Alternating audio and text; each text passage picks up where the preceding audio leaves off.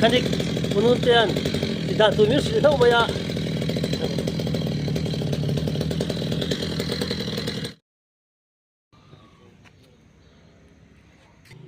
thing cung cắt đòn là hiền hay là sát tết đến đòn phía khóc này hay ắt lục lại về đi do cái xin hay ủa chúng tôi sẽ nói ở xin text tấm tập à vật chiang à electric suy bùi bô hi vật tạt ta hay electric suy thế hi à vật cùng chế việc đó này à chết na rồi rồi à chả là mà là tua vào nước ta không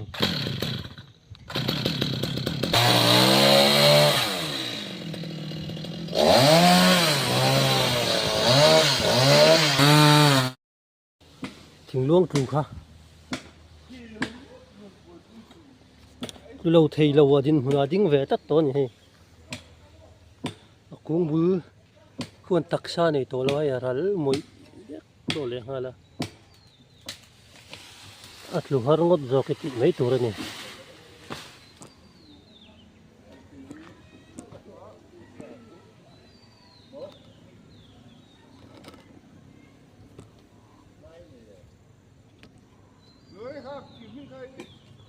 ăn cu xéo bìm bùm thôi mấy thế đại hiền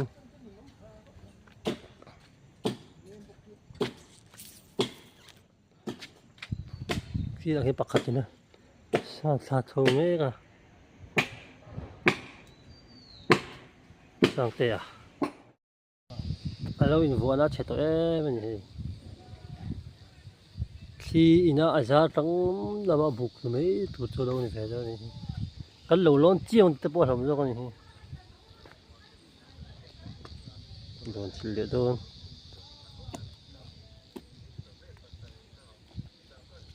nó khiến chỉnh luông rồi cắn chuông à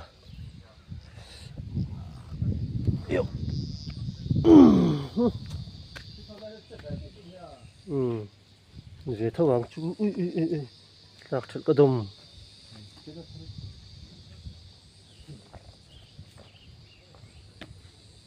à phía sau thì bỏ học tổ cho con này hả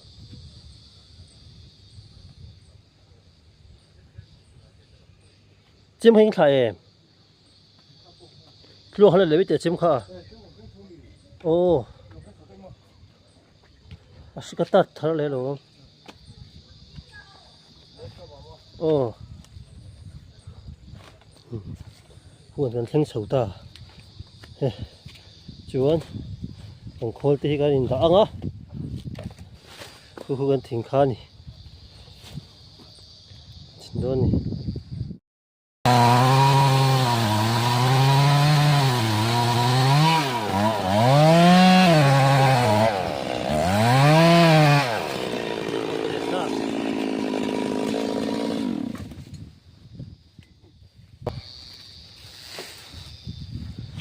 luang hồ sầu đấy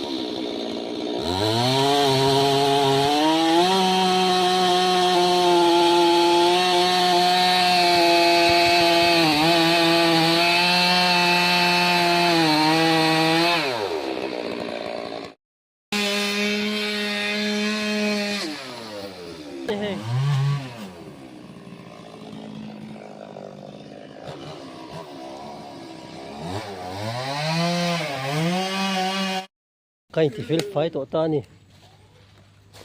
thính hết thính hi ăn cu đi cũng xìa mà sẽ là trên khát thiên nè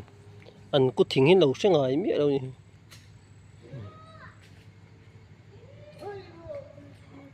khu lại khu à buổi chút biết khá nha hay lại motor công ty khá ni về xì chú vàng in cái mà ni na kan phía phải về đây ngay ta ni chú đấy nó rồi xin thật tiếc tiếc thế nhưng rõ nghe con tị chuồn nọ vial nọ vial gì đâu rồi cho về riêng